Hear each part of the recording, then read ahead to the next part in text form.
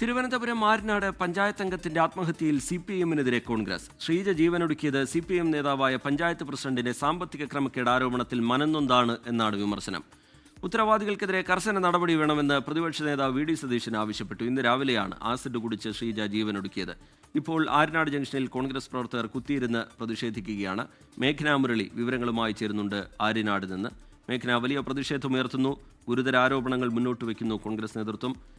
CPM-ന്റെ വിശദീകരണമൊക്കെ കഴിഞ്ഞ മണിക്കൂറുകളിൽ നമ്മൾ കണ്ടു. പ്രതിഷേധത്തിന്റെ വിവരങ്ങൾ എന്താണ് അവിടെ സംഭവിക്കുന്നത് മേഖല?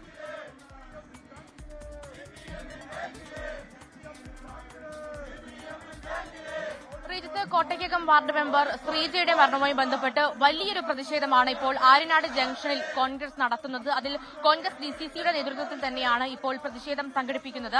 ഈ ആര്യനാട് ജംഗ്ഷനിൽ നിന്ന് 4 വശത്തേക്കുമുള്ള റോഡ് തടഞ്ഞാണ് ഇപ്പോൾ കോൺഗ്രസ് പ്രവർത്തകർ പ്രതിഷേധിക്കുന്നത്. 15 മിനിറ്റിലധികം നേരമായി ഇവിടെ ഒരു ഗതാഗത സ്തംഭനം ഉണ്ടായിട്ടുണ്ട്. വാഹനങ്ങൾ അങ്ങോട്ടും ഇങ്ങോട്ടും പോകാൻ കഴിയാത്ത രീതിയിൽ കോൺഗ്രസ് പ്രവർത്തകർ 4 വശത്തേക്കുമുള്ള റോഡ് ഉപരോധിക്കുകയാണ്. മറുവശത്ത് ശ്രീജയുടെ പൊതുദർശനവും അതേ രീതിയിൽ തന്നെ പുരോഗമിക്കുന്നുണ്ട്. ഇവിടെ ഈ ആര്യനാട് ജംഗ്ഷനിൽ വെച്ചാണ് ഇന്നലെ CPM ഒരു പ്രതിഷേധ സദസ്സ്, ഒരു ജനകീയ സദസ്സ് ശ്രീജയ്ക്കെതിരെ സംഘടിപ്പിച്ചിട്ടുണ്ടായിരുന്നത്. അത് കാരണമാണ് ഈ ആത്മഹത്യ നടന്നത് എന്നുള്ളതാണ് പ്രധാനമായും കോൺഗ്രസ് ആരോപിക്കുന്നത്. കൂടാതെ ഈ പഞ്ചായത്ത് പ്രസിഡന്റ് അടക്കമുള്ളവർക്കെതിരെ കൊലക്കുറ്റത്തിന് കേസെടുക്കണം, അതാണ് ഇപ്പോൾ കോൺഗ്രസ് പ്രവർത്തകർ ആവശ്യപ്പെടുന്നത്.